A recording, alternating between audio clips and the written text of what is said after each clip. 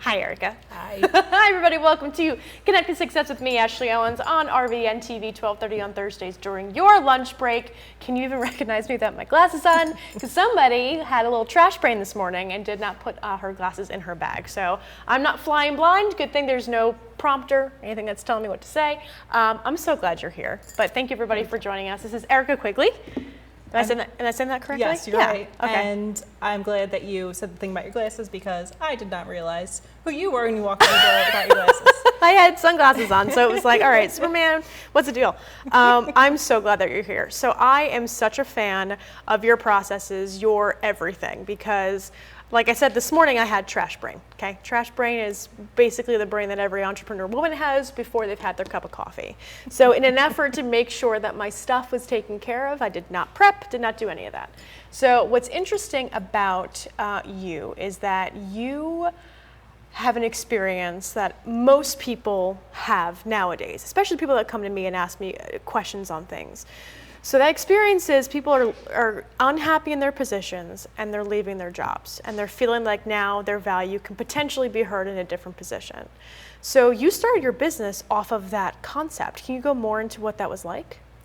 Yeah, so, my whole career was based upon the fact that you go to high school, you go to college, you get your job, and you're supposed to climb up that corporate ladder. And so I think we graduated around the same time where we're in that era where we checked the boxes. That's what we're supposed to do.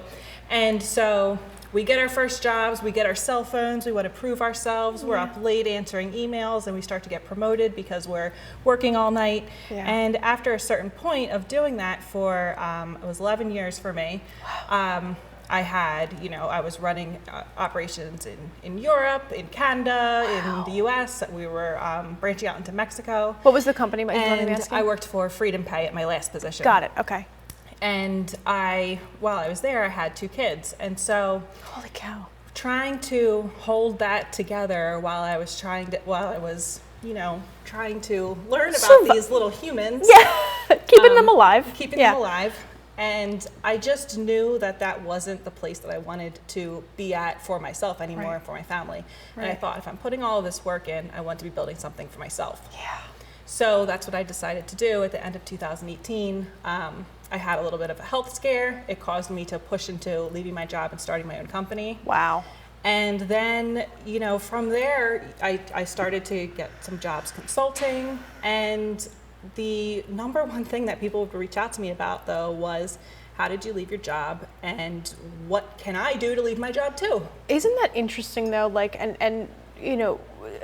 It's such an interesting dynamic with people, I feel like, when they get either so pissed off or they have a health scare or they have something dramatic happen in some way for them to feel like, well, now this is my time to make a move.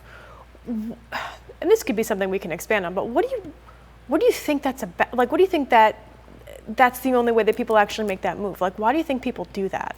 Well, I have a Facebook group online of people who are kind of in that same boat where they're thinking, like, I wish I could leave my job, but I don't really know how. Okay. And so I've asked them that same question. Really? Like, what is it that stops you, or like, what would entice you to actually want to take a look, to take the next step? And a lot of them, so the difference is that you and me as entrepreneurs, when we see something that's attractive to us, we're focused on wanting to get something that's better than what we have now. Yes, but that would be, the rest of the world sees that they are comfortable where they're at, and so that they don't want to push something that could possibly be painful. See, you know what? But that's, I think you and I were kind of hesitant on doing that anyway until that instance happened where it was so dramatic. Like, the comfortability and the settlement is so easy to fall into. Mm-hmm. I remember being a victim of that, and I say victim as in, like, I didn't know what my worth was. I think we were just talking about, like, I wear glasses because of, building confidence and using that as my mask. Like, essentially, that's the vulnerable part of me. Right. But I feel like very much to your point, the whole world is still in that little bucket. It's not bad. It's just they're not there yet. They haven't had that moment yet, I think. Yeah. Do you find that in some of your community? Right. I call that, and that's like the tipping point. Yeah. Is what my business coach called it to me, and then I read a book called The Tipping Point by Malcolm Gladwell, where he talks about how it can be just the littlest thing. It can be like somebody saying just the right words to you, even though they might have said the same idea to you 10 times. Right. But that's why continuing to talk about it, and if people say like, why do I see you on social media all the time? It's because I can change the way I say just one little word about something, and that could be the point that helps somebody. That's incredible. And what gives you the most value about what? So tell people more about your business and what you do. So I do business operations consulting, and I take a systematic, a technical point of view. I focus on the sales cycle. So all the activities from the client acquisition to signing a contract, delivering services and products, and invoicing. So my goal is to bring the money into the business faster. Okay. Like how can we decrease the amount of time it takes to bring your money in? I love that.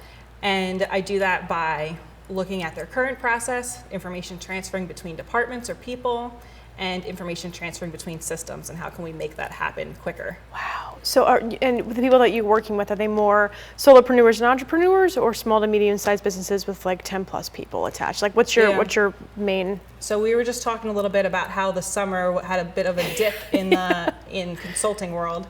So over the summer, I was more a lot of the smaller one-man bands I worked with. That's great. But in the spring, and the proposals that I have out right now are all for more in that 20 million to 60 million range business. Amazing. Okay, so the summer, you've had some time to build a few things. You also have a few pieces of content that you give out. Is there a checklist I heard about that you've got available? Yeah. Sean, can we show that checklist, please, honey? Thank you. So take me through this. Replace your income and leave the corporate ladder. Okay, great. Can you get that forwarded to me? I would really like this checklist. So take people through this checklist and what this looks like. Yeah, so when I started to get those questions that people would ask me, how did you leave your job? I started to just keep track of everything that I was doing. And so over the summer, I did a few iterations of this with my assistant, Jen. And she helped me, we brought it into 6 different sections, and then we boiled down what all of my activities were into this checklist. And so it's the 35-point ultimate checklist on how to leave the ladder and become self-employed. Wow. And then I put a little bonus in there too. Who the hell were you 2 years ago? God damn it. I sent this out, the first round that I sent this out on, some people were like, but I don't even know what I would do. And I was like, okay, well then I have to put that with the checklist. What would I even do if I left the corporate ladder? Right. You don't have to have a side hustle or a business already going. I didn't, I started consulting. And so I added a little brainstorming sheet in with the checklist too. I love that. What would I even do? Thank you, Sean. I appreciate it, honey. No, that's, oh gosh, I feel like sometimes, I'm sure you see this all the time, entrepreneurs, sometimes the word drives me nuts because it's so tainted now. And it's just like every 22-year-old's like, this is sexy, let's do it, But I feel like they don't understand that. Like you were in your same job for 10 years, correct? 11 years, excuse me. I was at a couple of different companies, all doing the same thing. All doing very, okay, awesome. So you understand the need in the very beginning, like you're doing shit. Like you're doing stuff in the beginning, you're making it work, and you're building yourself into the next, like you're learning and earning the next step in your career. A lot of times, and I actually am putting together a proposal for a high school of mine, my old high school, to talk about how to not be entitled when you don't get the internship that you want because you were a jerk and a bad impression. So this kind of checklist, it's the same mentality from being in high school, thinking that you deserve it rather than earning it, and then understanding like you have to go through the process first to know what you can or cannot do. This checklist also gives you, especially with women, like we need it in black and white. I feel like to feel like that we're not overthinking it, because we will overthink ourselves out of a paper bag. It's crazy. So this checklist is super helpful. So when you're talking to your clients, you're going in, you're consulting, and you're managing their pipeline. Is that correct? Managing their technical operations in their pipeline. Where do you find, maybe for entrepreneurs and solopreneurs, and maybe this is just the free advice that I'm asking for right now, but what would you say to somebody who is handling a lot of different systems? Because we talked about a tool called Zapier, which is a fantastic tool that connects systems and then automates different activities and tasks. But But if you could name your one tool that you love, that you will use every single day, that could increase the amount of time that you have on a daily basis for tasks, what would that tool be? Okay, so far it's been Karcher. Karcher, what's Yes. Karcher? So Karcher, I have so in the beginning I experimented with a lot of different things. Yeah. Partially because I had no idea what I was doing, and then what I told myself was I need to know all of these things and buy all of these things so that I can recommend things later. That's so smart, yeah. But You better have either a way. referral agreement with them, but anyway, continue, sorry. So Karcher is something I discovered. The company's actually only a little over a year old, I think. Okay. But I was able to move my website onto there, my email list, my calendar scheduling, and I'm hosting my membership for people who want to leave their job through there. So all of my videos, my content, my downloadable workbooks, they're all hosted within there. Your eyes are getting big. So amazing. So it all hosts everything. So I don't need a GoDaddy or a Flywheel or anything like that to host it. So I am hosting on SiteGround. Well, no, hosting on Karcher. I bought my domain through SiteGround. Got it. Okay. But it hosts everything there. So you go Yes. into one dashboard, you can see everything. So what do you send out with newsletters and things like that? Use Karcher? Yep. So when I first started, I much used is it a month? ConvertKit, and then when I found Karcher, I moved everything over to there. So how much is it a month?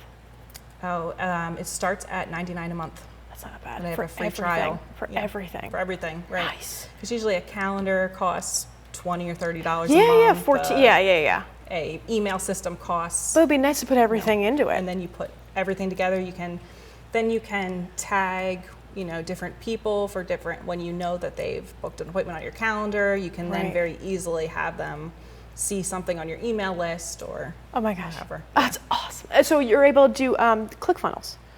Right. That's not- kind of like what it is. It's like ClickFunnels' younger sister is Karcher. So like all email marketing. So someone comes into the system, it pushes out an email. Oh, that's brilliant. Yeah. So tell me more about your learning and development platform. Yeah. So after You seem so I excited started about to this. put- I'm I really am- excited I am about this so part. excited because really this summer it was kind of like a blessing that I was only getting these smaller little projects because I ended up focusing so much time on building up this community. Right. So I started this community on Facebook for people who were looking to leave their jobs or people who already had left their jobs and were trying to find the right group of people to make connections with. Right. And so about a week ago, I launched my first round of a program called Leave the Ladder. Okay. I had 8 people sign up with I had like a reduced price in order to encourage. take it, Yeah. and Yeah, then yeah. they're giving me their feedback, and we're working through it. And some of the I put out an initial survey to get their thoughts, and some of their comments are just fantastic. Like, I can't believe that I'm helping change what they're going to do with the rest of their lives. Wow. Because at first when I started, I thought, well, this is just like one of those things people always imagine they want to do this or they want to do that. Right. And so, but I like to follow through on everything that I do. Because operations, why the hell not? Yeah, of course. But then I started to get these messages from people that are like, this is so inspiring, or one person sent me a message and they said, I feel like God is speaking to me through you. Oh my God. Like, I needed somebody to tell me this stuff, and I Yeah, thought, yeah. I'm helping people. Yeah. And you're seeing the direct correlation between the two. Yeah. Yeah, Wow. Jeez, and Erica. then I just got so much more invested into it, into the community, and trying to make this as top-notch of a product as I can to Yeah. answer all of the questions people need. Amazing. So when we return, we're going to talk to Erica about her tactical tips and practical takeaways, more on how you can get involved with her community, and just everything else that she's got going on, because we all need the advice that she has. So please stay tuned. We'll see you in a minute. Guarantee a great experience that you'll be sharing with everyone you know while increasing your personal and company's brand awareness. But what is your brand? According to Forbes, it's a combination of your logo, your product, your design and feel, and your personality. Did you know that aside from being a guest, we offer even more opportunity to boost your brand? Adding your company logo and website on screen during your interview will allow viewers to recognize your brand instantly. Incorporating images and video clips is another great way to showcase your product during your live segment. Let viewers see how good you really are. And most importantly, there's you and your interview. For less than the cost of a newspaper, direct mail, or a magazine ad, You can leave our studio and within 48 hours have a permanent digital copy of your live segment to link to your social media, embed into your company website, or use in email marketing. Investing in your brand is so very important, and we can't wait to have you as a guest. Shelter dogs aren't broken. They've simply experienced more life. If they were human, we would call them wise. They would be the ones with tales to tell and stories to write, the ones dealt a bad hand who responded with courage. Do not pity a shelter dog. Adopt one.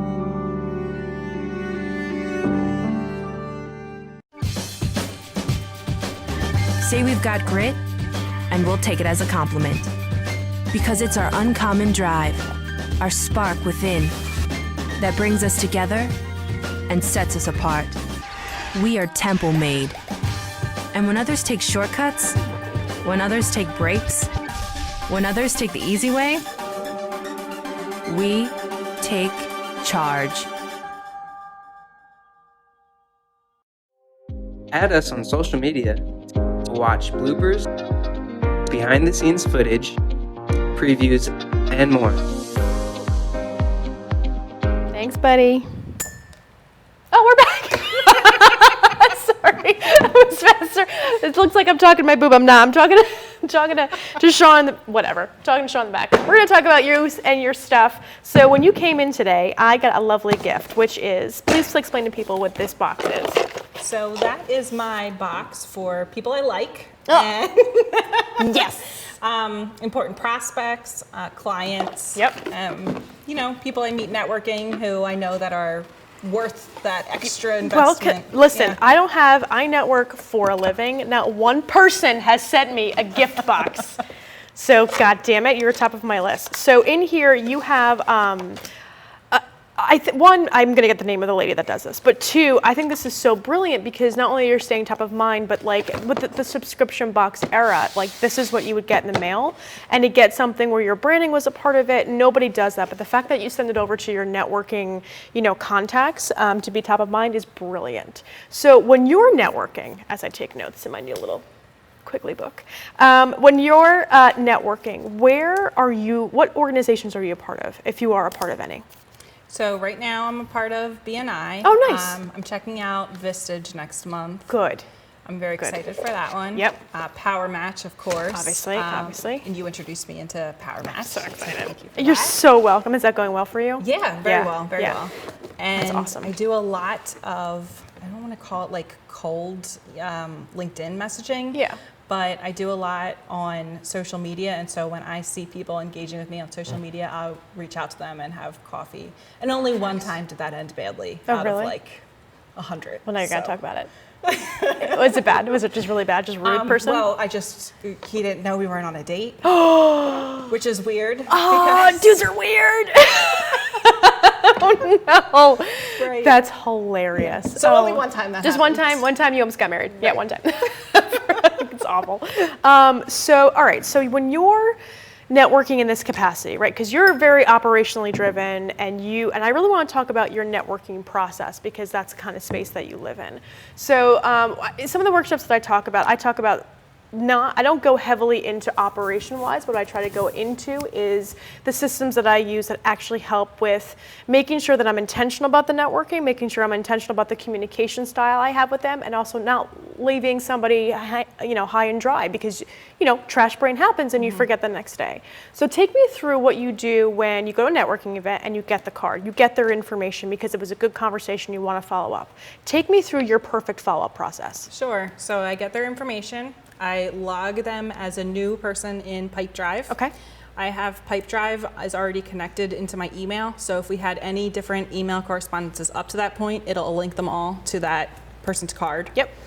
And then Pipedrive was meant to be like a sales follow-up tool, but you can have different pipelines within Pipedrive. Yep. I've used it. It's wonderful. I have a networking follow-up pipeline.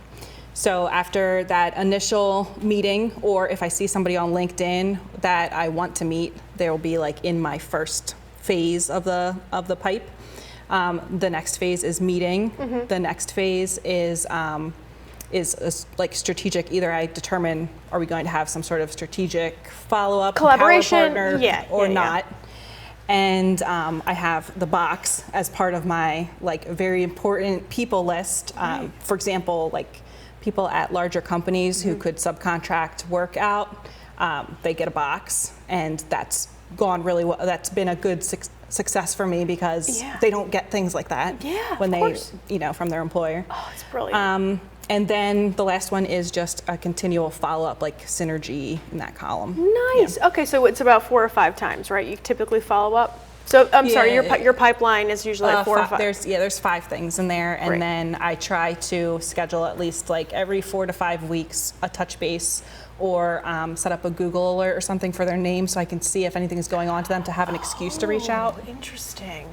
That's really smart. So okay, so typically. So, and then again, is Karcher? Karcher, excuse me. Through Karcher, though, you're able to take their information, put them on your distribution list as well?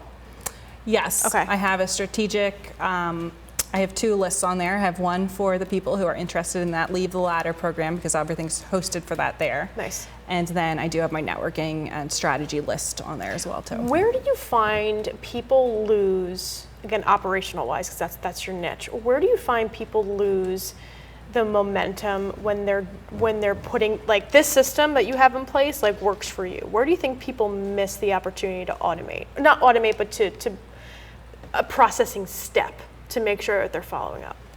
I think people see things like Pipedrive, or I'm trying to think of some other HubSpot. tools. Yeah.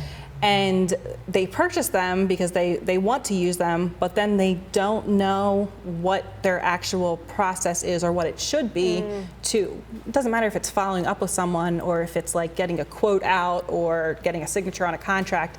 It's all just like fitting the puzzle pieces together and the steps in the process. And so I don't think a lot of people take a step back and think of it in that way as like an operational thing. So then when they purchase Pipedrive or HubSpot, they start to add people's names in there, but then nothing happens to them. It's just a weird, stagnant database. Yeah. Interesting. Okay.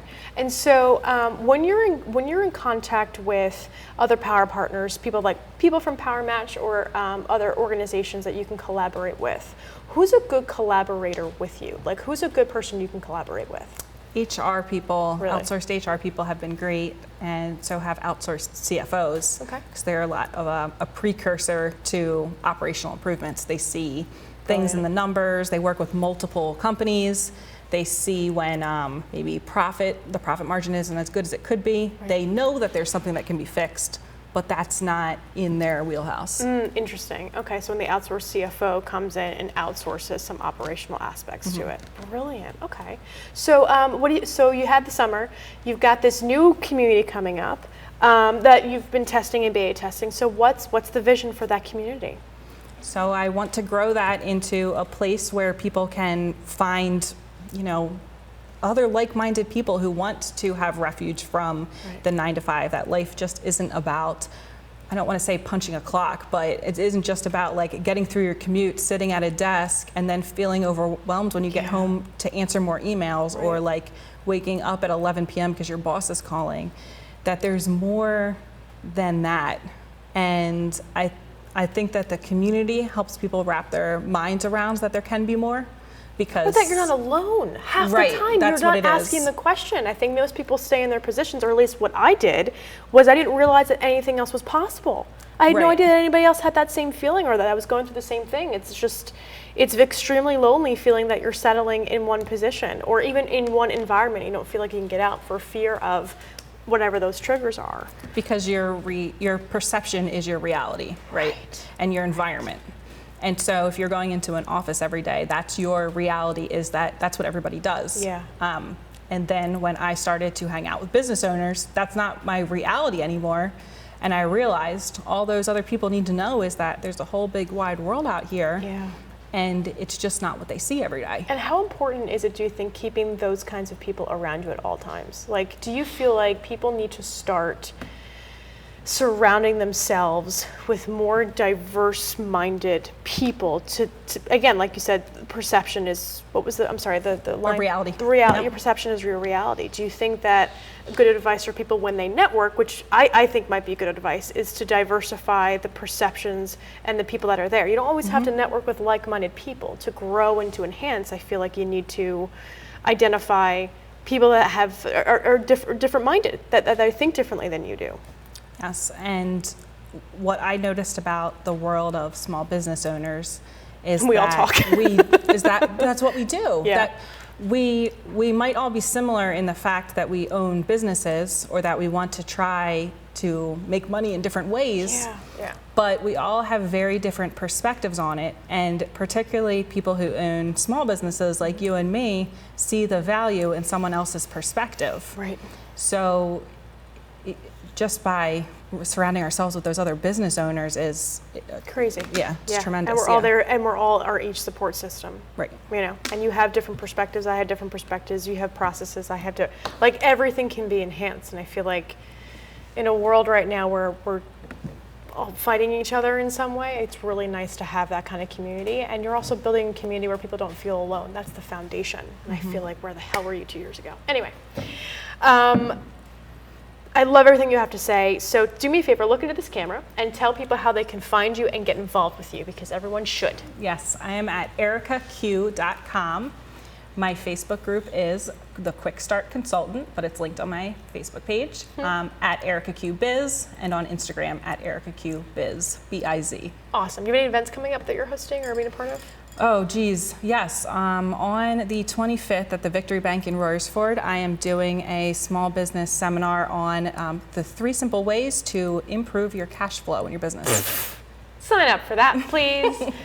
Make sure when you reach out to Erica, make sure to reference our interview so she can remember that that's where she got her interest from, and I want to get another goddamn box. Like, that's what I want. It's really just want free stuff, guys. No, thank you so much for being here. I learned a lot. I really did, and I really want to talk to you more offline about how to make my trash brain more organized. So thank you, everybody, for joining us today on Connected Success with Ashley Owens on RVNT. Wow, words, guys. On RVNTV, 12:30 on Thursdays during your lunch break. Make sure you stay tuned next week for the interviews with power networkers in the greater Philadelphia and South Jersey area. So thank you for watching. See you next week.